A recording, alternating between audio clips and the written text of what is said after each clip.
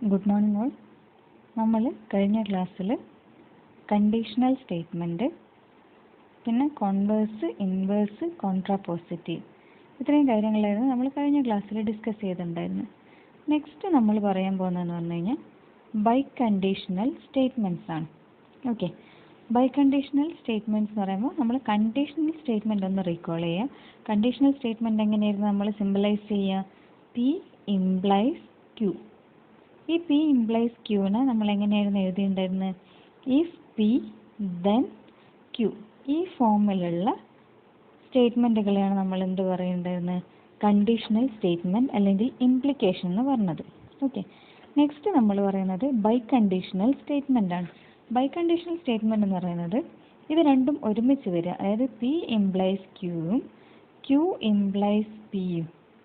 ഇത് ഒരുമിച്ച് വരുന്ന കേസിൽ, ഒരുമിച്ച് വരുന്ന സിറ്റുവേഷനെയാണ് നമ്മൾ ഏത് പറയുക? ബൈ കണ്ടീഷണൽ സ്റ്റേറ്റ്മെൻറ്റ് എന്ന് പറയാം. ഓക്കെ, ഒരുമിച്ച് വരുന്ന സിറ്റുവേഷൻ എന്ന് പറയുമ്പോൾ എന്താണ്? If and only if. അത് വെച്ചിട്ട് നമ്മൾ കോമ്പൗണ്ട് പ്രപ്പോസിഷൻ ആക്കി മാറ്റുക. അതിന് നമ്മൾ സിമ്പിൾ എന്ന് പറയുന്നത് ഇഫ് ആൻഡ് ഓൺലി എന്നുള്ള സിമ്പിൾ, അതായത് എങ്ങനെ വരും? P if and only if Q. ഇതാണ് എന്ത് വരിക? നമ്മൾ കണ്ടീഷണൽ സ്റ്റേറ്റ്മെൻറ്റ്. അപ്പോൾ രണ്ട് പ്രപ്പോസിഷൻ എടുക്കുക. രണ്ട് പ്രപ്പോസിഷൻ പിയും ക്യൂ ആണ്. P and Q be two proposition. They can be combined using the connective. ഏത് കണക്റ്റീവ് ഉപയോഗിച്ചിട്ട്? ഇഫ് ആൻഡ് ഓൺലി ഇഫ് എന്നുള്ള കണക്റ്റീവ് ഉപയോഗിച്ചിട്ട് നമ്മൾ ഒരു കോമ്പൗണ്ട് പ്രപ്പോസിഷൻ ഉണ്ടാക്കുന്ന ആ പ്രപ്പോസിഷനാണ് നമ്മൾ എന്ത് പറയുക? ബൈ കണ്ടീഷണൽ സ്റ്റേറ്റ്മെൻറ്റ്സ് എന്ന് പറയാം. ഓക്കെ, അതിന് സിമ്പിളൈസ് ചെയ്യുന്നത് P if and only Q. ഈ ഫോമിലാണ് നമ്മൾ അതിന് സിമ്പിളിലേക്ക്. ഓക്കെ, ഇതെന്ന് പറഞ്ഞു കഴിഞ്ഞാൽ എന്താണ്? P implies Q conjunction Q implies P ആണ്.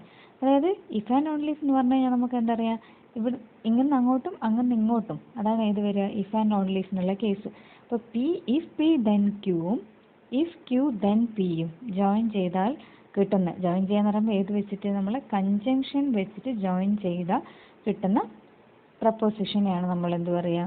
ഇഫ് ആൻഡ് ഓൺലി ഇഫ് അല്ലെങ്കിൽ ബൈ കണ്ടീഷണൽ സ്റ്റേറ്റ്മെൻറ്റ് എന്ന് പറയാം. ഓക്കെ, അപ്പം ബൈ കണ്ടീഷണൽ സ്റ്റേറ്റ്മെൻറ്റ് എന്ന് പറയുന്നത് P if and only if Q ആണ് എന്ത് വരിക? Biconditional statement. നമുക്കിനി കുറച്ച് എക്സാമ്പിൾസിലേക്ക് പോവാം. എക്സാമ്പിൾ എന്ന് പറയുമ്പോൾ ഫസ്റ്റ് എക്സാമ്പിൾ എന്താണ്? ഒരു പ്രപ്പോസിഷൻ എടുക്കുക. 81 ഈസ് ഡിവിസിബിൾ ബൈ 3. 81 3 കൊണ്ട് ഡിവിസിബിൾ ആണ്. ക്യൂ എന്ന് പറയുന്നത് sum of the digits forming the number 81 is divisible by 3.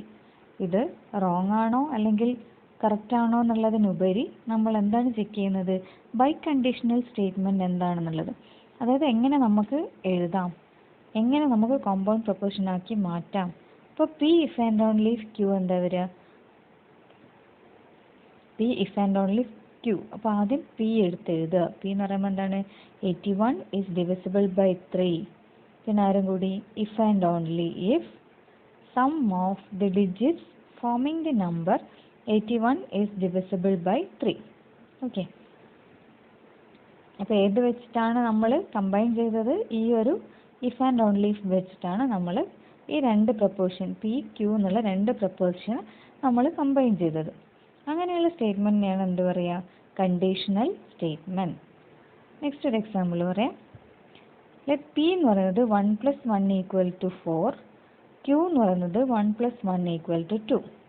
അപ്പോൾ P if and only if Q എന്തായിരിക്കും? 1 + 1 = 4. If and only if 1 + 1 = 2. ഈ പ്രപ്പോസിഷൻ ട്രൂ ആണോ ഫോൾസ് ആണോ എന്നുള്ളത് ചെക്ക് ചെയ്യുന്നതിലുപരി നമ്മൾ എന്ത് ചെയ്യുന്നത്? ഇതെങ്ങനെയാണ് എഴുതുന്നത് എന്നുള്ളതാണ് ഇവിടെ പരാമർശിച്ചത്. P if and only if Q എന്ന് പറയുന്നത് എങ്ങനെയാണ്? 1 + 1 = 4. If and only 1 + 1 = 2. അപ്പോൾ നമുക്കിത് കമ്പൈൻ ചെയ്യണമെന്നുണ്ടെങ്കിൽ നമ്മൾ എന്ത് ചെക്ക് ചെയ്താൽ മതി? ഈ പിയും ക്യൂവും പ്രപ്പോസിഷൻ ആണോ എന്നുള്ളത് ചെക്ക് ചെയ്താൽ മതി. അപ്പോൾ പ്രപ്പോസിഷനാണ് ഏത് വെച്ചിട്ട് കണക്ട് ചെയ്തു? ഇഫ് ആൻഡ് ഓൺലി ഇഫ് വെച്ചിട്ട് കണക്ട് ചെയ്തു. ഓക്കെ, നെക്സ്റ്റ് ഒരു എക്സാമ്പിളാണ്. പി എന്ന് പറയുന്നത് 5 < 8. ക്യൂ എന്ന് പറയുന്നത് 2 + 3 = 4. അപ്പോൾ ഇത് രണ്ടും പ്രപ്പോസിഷൻ ആണ്. ഇനി P if and only Q. P if and only Q എന്ന് പറയുന്നത് അതാണ് ഈ ഒരു സിമ്പിൾ വെച്ചിട്ടാണ് ഡിനോട്ട് ചെയ്യുക. P if and only if Q എന്ന് പറയുന്നത് 5 less than 8 if and only if 2 + 3 is equal to 4. Okay, ഇനി നമുക്കിതിൻ്റെ ട്രൂത്ത് ടേബിളിലേക്ക് കിടക്കാം. നിങ്ങൾ പറയും ട്രൂത്ത് ടേബിൾ എന്താണ് വരിക? അതായത് P if and only if Q എന്ന് പറയുന്നത് രണ്ട് അങ്ങോട്ടും ഇങ്ങോട്ടും കറക്റ്റ് ആവണം. അപ്പോൾ എന്താണ് അതിൻ്റെ ട്രൂത്ത് ടേബിൾ എന്ത് വരും? P Q P if and only if Q എന്താണ് പറയുക? അപ്പോൾ ഒന്നുകിൽ എന്ത് വരണം? രണ്ടും ട്രൂ വരണം. നമ്മൾ ഫൈനൽ ആൻസർ എന്ത് വരാൻ? ട്രൂ വരാൻ. അല്ലെങ്കിൽ രണ്ടും എന്താവണം? ഫോൾസ് ആവണം. അപ്പോൾ ഇവിടെ എഫ് എന്ന് പറയുന്നത് എന്ത് വരും? എഫ് വരും. എഫ് എന്ന് പറയുന്നത് എന്താ വരിക? T N. രണ്ടും ഒരേപോലെ വരുന്നു. അപ്പോൾ എഫ് എന്ന് പറയുന്നത് ടി വരും. ടി എഫ് എന്ന് പറയുന്നത് എന്താ വരിക? എഫ് വരും. എഫ് ടി എന്ന് പറയുന്നത് എന്ത് വരും? എഫ് വരും. ഓക്കെ, അപ്പോൾ നമുക്ക് ഇങ്ങനെ ഒന്നുകിൽ ഇങ്ങനെ എക്സാമ്പിൾ വെച്ചിട്ട് ഏതെങ്കിലും ഒരു എക്സാമ്പിളൊക്കെ വെച്ചിട്ട് നമുക്ക് മീനിങ് വെച്ചിട്ട് നമുക്ക് എഴുതാം. അല്ലാണ്ട് നമുക്ക് എങ്ങനെ എഴുതാൻ പറ്റും? നമ്മൾ അറിയാം ബൈ കണ്ടീഷണൽ സ്റ്റേറ്റ്മെൻറ്റ് എന്താണ്? P implies Q conjunction Q implies P. അത് വെച്ചിട്ട് നമുക്ക് ഒരു ട്രൂത്ത് ടേബിൾ കൺസ്ട്രക്ട് ചെയ്യാം. അപ്പോൾ നമുക്ക് പിയും ക്യൂവും രണ്ട് പ്രപ്പോസിഷൻ ആണ്. അപ്പോൾ 4 possibility: T T, T F, F T, F F. P implies Q നമുക്കറിയാം. പി ഇംപ്ലൈസ് ക്യൂ എന്ന് പറയുമ്പോൾ എന്താണ്? T T T, T F F, F T T, F F T വരും. അതേപോലെ തന്നെ Q implies P. Q implies P എന്ന് പറയുമ്പോൾ നമ്മൾ ഏത് കോളമാണ് ആദ്യം എടുക്കേണ്ടത്? ഫസ്റ്റ് ഈ ഒരു കോളം, അതായത് ഈ ഒരു ഇതാണ് നമ്മൾ ആദ്യം നോക്കേണ്ടത്. ക്യൂ ആണ് ആദ്യം നോക്കേണ്ടത്. അപ്പോൾ ക്യൂവും പിയും എന്നുള്ള കോളം എടുക്കുക. എങ്ങനെ എങ്ങോട്ടേക്ക്? ക്യൂന്ന് പിയിലേക്ക്. ഓക്കെ, അപ്പോൾ അത് ചെയ്തു കഴിഞ്ഞാൽ ഏതാണ് നമ്മൾ ഫൈനൽ ആൻസർ വരിക? T F F T. അതായത് ടി ടി രണ്ടും രണ്ടും ട്രൂ ആണെങ്കിൽ നമ്മൾ ഫൈനൽ ആൻസർ എന്ത് വരും? ട്രൂ വരും. രണ്ടും ഫോൾസ് ആണെങ്കിലും നമ്മൾ ഫൈനൽ ആൻസർ എന്താണ്? ട്രൂ ആണ്. ഇത് ഒന്ന് ട്രൂവും ഒന്ന് ഫോൾസും ആണെങ്കിൽ നമുക്ക് എന്തേ വരുള്ളൂ? രണ്ടും ഫോൾസ് ആണ് വരിക.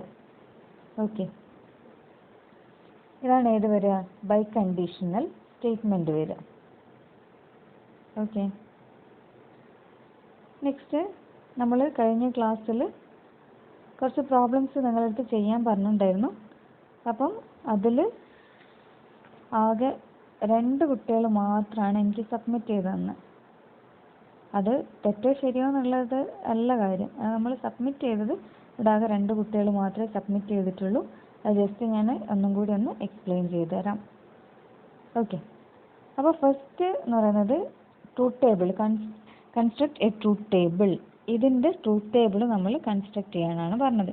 Negation P implies negation Q conjunction P implies negation Q.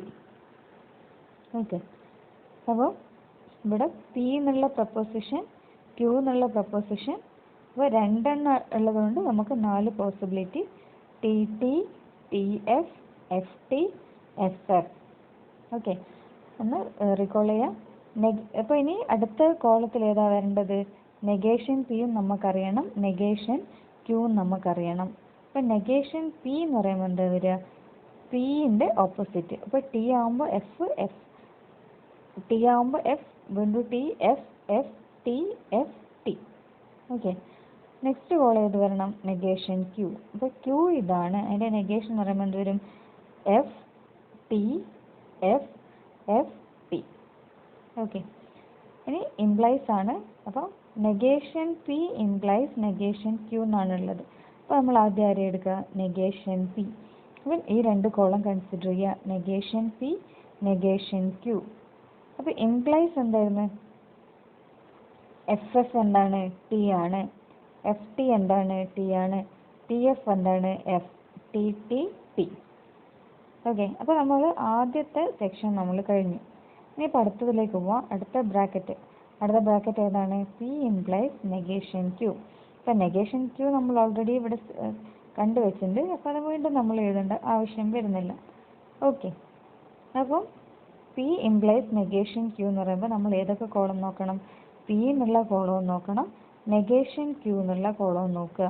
അപ്പോൾ T F F, T T T, F F T, F T T. Okay, ഇങ്ങനെയാണ് നമ്മൾ ഇത് വരിക, കണ്ടീഷണൽ സ്റ്റേറ്റ്മെൻറ്റ് വരിക. ഇനിയിപ്പോൾ നമ്മൾ നെക്സ്റ്റ് നമ്മളെ ക്വസ്റ്റ്യനിലേക്ക്, negation P implies negation Q, conjunction P implies negation Q. Okay, ഇപ്പോൾ ലാസ്റ്റ് ഏത് രണ്ട് കോളം നോക്കുക, ഈ കോളം കൺജങ്ഷൻ വെച്ചിട്ടാണ് നമുക്ക് ചെയ്യേണ്ടത്.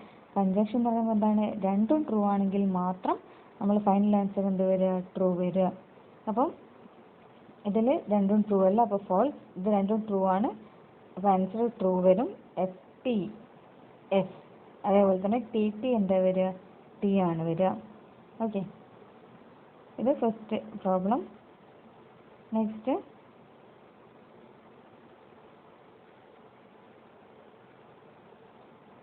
നമുക്ക് കണ്ടുപിടിക്കേണ്ടത് negation P disjunction Q, conjunction negation P implies negation Q. അപ്പോൾ ആദ്യം നമ്മൾ ബ്രാക്കറ്റ് ചെയ്യണം. ബ്രാക്കറ്റിൽ ഏതാ ഉള്ളത്, നെഗേഷൻ പി വേണം, ക്യൂ വേണം. ആദ്യം നമ്മൾ എന്ത് ചെയ്യുക, ഒന്ന് സെറ്റ് ചെയ്ത് ഇടവെക്കുക. അങ്ങനെയാണെങ്കിൽ നമ്മൾ പ്രോബ്ലം ചെയ്യുന്നതൊക്കെ സിമ്പിളായിട്ട് തോന്നും. അപ്പോൾ നെഗേഷൻ പി വേണം, പിന്നെ ആര് വേണം, നെഗേഷൻ ക്യൂ വേണം. അപ്പോൾ നെഗേഷൻ പീൻ്റെ കോളം ഞാൻ ഇവിടെ എഴുതി. ഇത് ഈ മേലെ എഴുതുന്നത് കറക്റ്റ് ഓർഡറിലാവണമെന്നേ ഇല്ല കേട്ടോ. നിങ്ങൾ എങ്ങനെയാണോ നിങ്ങൾക്ക് കംഫർട്ട് അതിനനുസരിച്ച് നിങ്ങൾ ചെയ്യാം. ഇവിടെ നെഗേഷൻ പി ഉണ്ട്. അപ്പോൾ നമുക്ക് വേണമെങ്കിൽ അടുത്ത കോളത്തിൽ ഏതാ എഴുതാമായിരുന്നു, നെഗേഷൻ പി ഡിസ്ജങ്ഷൻ ക്യൂ എഴുതാമായിരുന്നു. ക്ലിയർ അല്ലേ? അപ്പോൾ ഇത് നമുക്ക് ചെയ്ത് കഴിഞ്ഞാൽ നമ്മൾ ഫൈനൽ ആൻസർ എന്താ വരിക, ഇവിടെ ഞാൻ ക്യൂ എന്നാണ് ഇട്ടത്, ക്യൂവിൻ്റെ സ്ഥാനത്ത് എന്ത് വരണം, ഈ ക്വസ്റ്റ്യൻ വരണം. ഓക്കെ, അപ്പോൾ ഇതാണ് നമ്മളെ final answer, T F F T. Okay.